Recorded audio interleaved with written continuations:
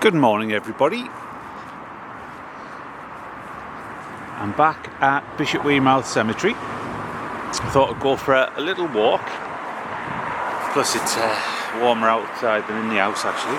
So look at that, the old cemetery lodge, a beautiful little building. It's now a coffee shop and coffee shop, tea shop. Another sunny day in Sunderland. I thought I'd just go for a little walk about, try and spot a couple of things that might be of interest. That structure here is part of the old Newbottle Waggonway, which used to take coal all the way from up at Newbottle down to the River Wye. It'd be taken away on ships or other parts of the UK. There's not much of it left, well, very little actually, but it used to run through here and down across what is now the Sunderland Hospital, down to Millfield.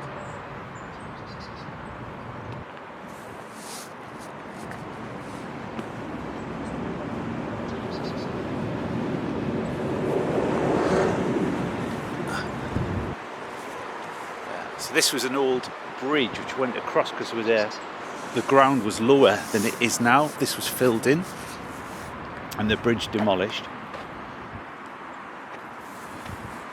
But this cemetery is absolutely huge. It was opened in May 1856. And the first person to be buried here was a gentleman called James Owen, who was a shoemaker. He must have been on hard times because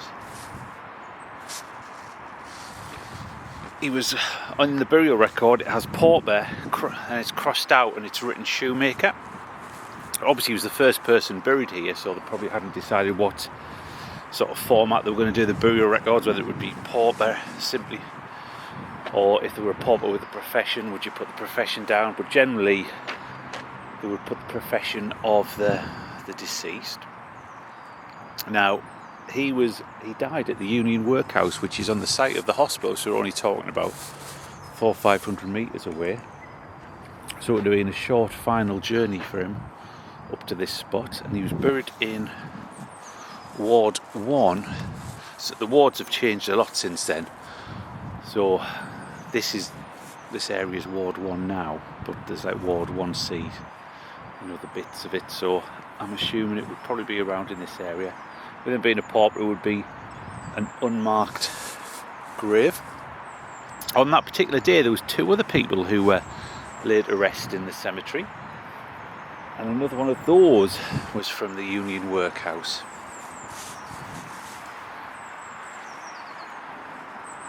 Now this is an interesting headstone. This is in loving memory of Robert Furry, born May the 26th, 1820, died April the 10th, 1890. Look at that epitaph. He hath put a new song in my mouth. That is quite apt because Robert was the leading bass singer in the district. He was born down in Deptford, which is down close to the River Wye.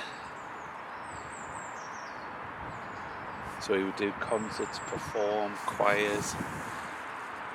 One of the most well-known singers of the day in Sunderland. Now, by coincidence, Brian Furry out of Roxy Music, though he was from Washington, his ancestor was a Furry from Deptford. Now, back in the 1820s, Deptford wasn't a large place, it was a relatively small community.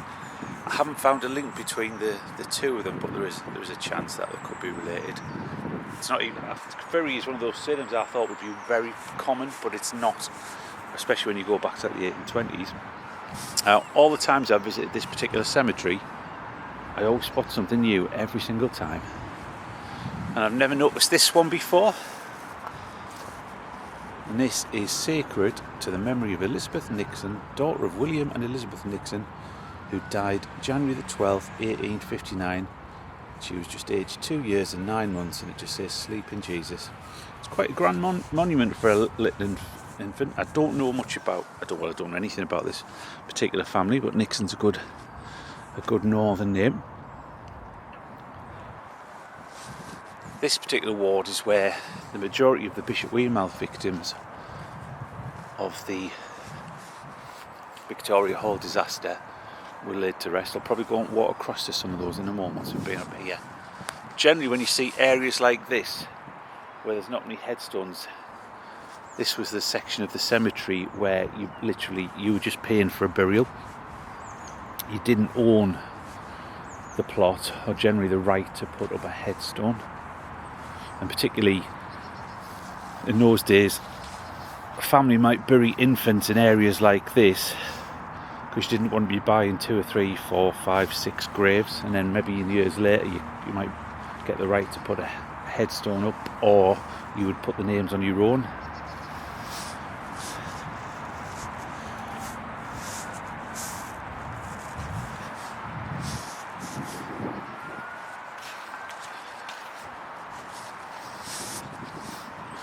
Walk over this side. For anybody who doesn't know the area well, we're just close to Chester Road, and just on the other side of that particular wall is the garden centre with the tea room. Nice little tea room.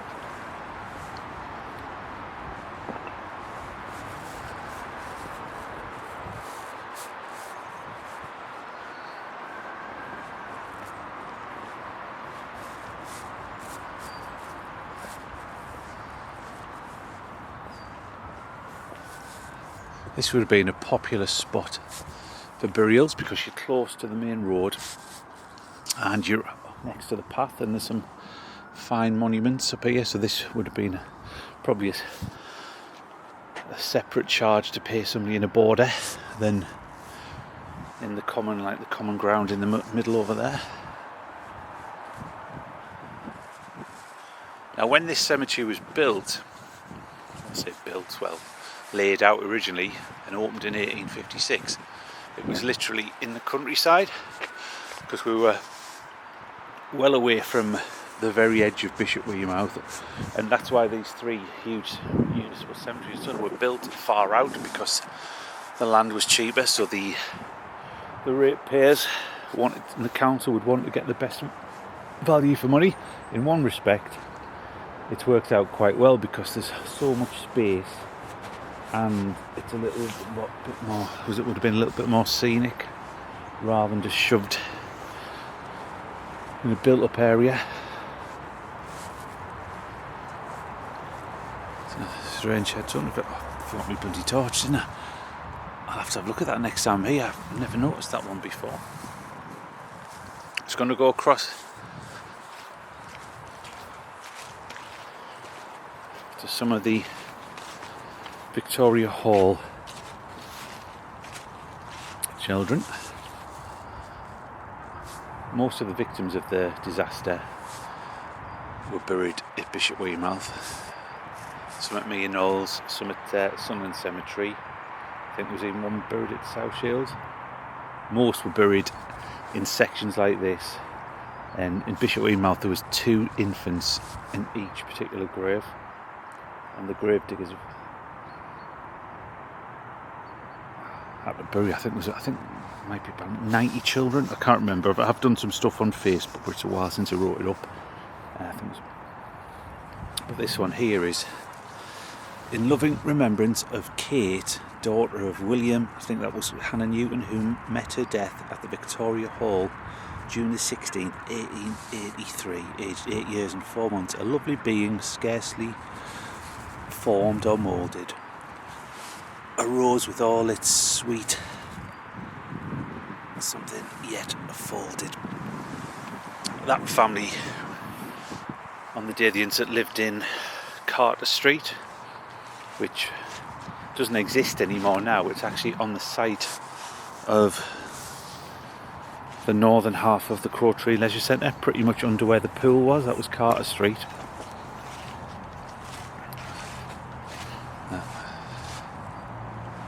And there's a row of the Victoria Hall ones here. That's for William Rochester Fox, who was killed in the disaster at the Victoria Hall, aged 9 years. ye speedily was he taken away. I don't need to go into much about the Victoria Hall disaster because it's all over the internet. You can find about that, the biggest tragedy in probably Sunderland's history. In loving memory of William, son of John and Mary Miller, who was killed in the Victoria Hall, June the 16th, 1883, aged 11 years and 8 months. One family, the Hall family, the Mills family, I should say, they lost 4 children. They have a family memorial a few hundred metres away in another section of Bishopwearmouth Cemetery. And this one is in loving remembrance of three children of Francis and Emmy Henderson, who were killed in the Victoria Hall disaster. That's Cicely, aged 11 years and 11 months, James, aged 10 years, and Margaret Jane, aged 7 years and 6 months. They shall be mine, saith the Lord, hosts in the day when I make up my jewels. That's another family, 3 children. Horrific.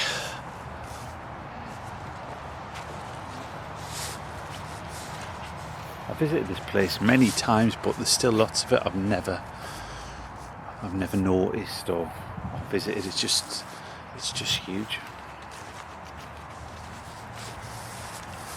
Lots of squirrels about today.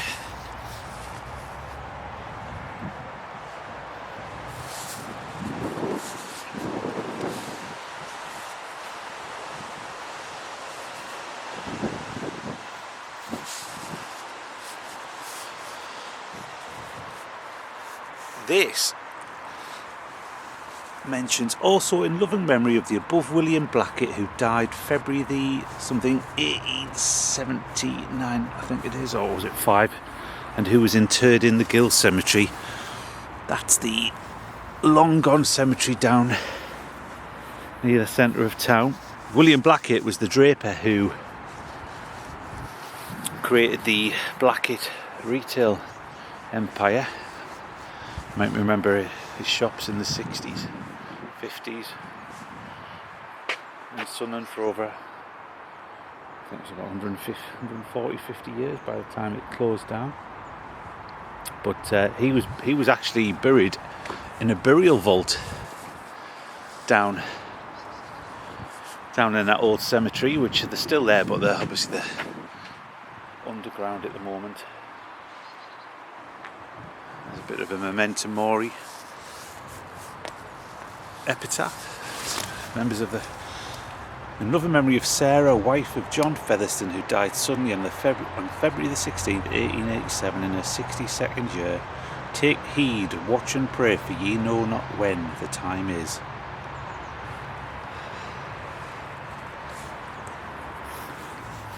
Another one which is, the railings round the burial ground survived. There's a family, the Cowden family there. There's John, it mentions, who's interred at Woodgrange Park Cemetery, which is Forest Gate, London. And then, James Cowden, who's interred in Anfield Cemetery, Liverpool. And then Sarah Cowden, she was interred at Woodgrange again in Forest Gate, London.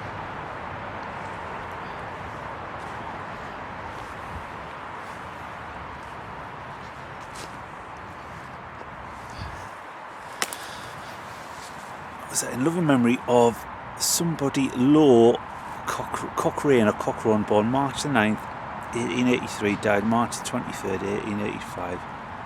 And the Lord said, suffer little children to come unto me. That's probably one of the most commonest epitaphs you will find in the cemetery. It's a lot warmer in the sun.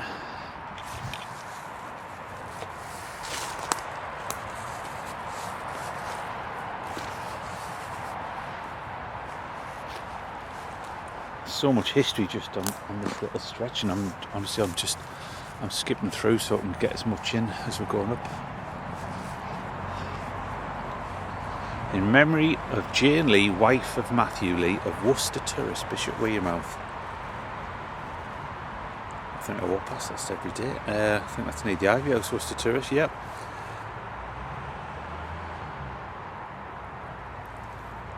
Also Matthew Lee, husband of the above, late of High Newport Farm, Silksworth.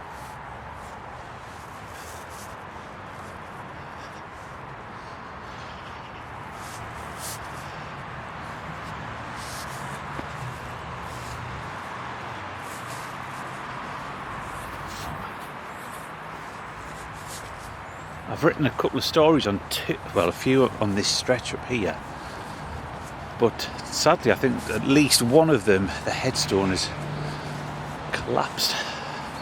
There's one, in memoriam of Mary Hodgson, wife of George Wilton. That's Greenhill, Selkirk in Scotland, but there it's down as N.B. which is short for North Britain, which sometimes it was used to refer to Scotland.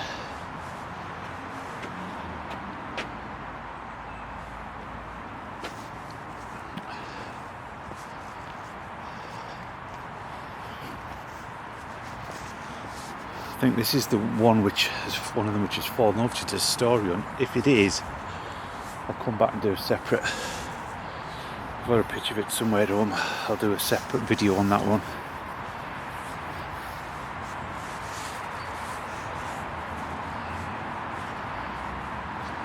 It's this one here, which is right on the corner. This is for a man called William Kelman, who was a Scottish, civil servant in the tax section.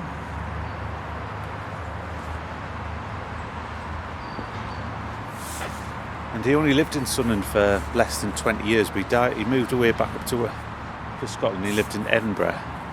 But him and his wife were brought back to be buried here. He's one of the leading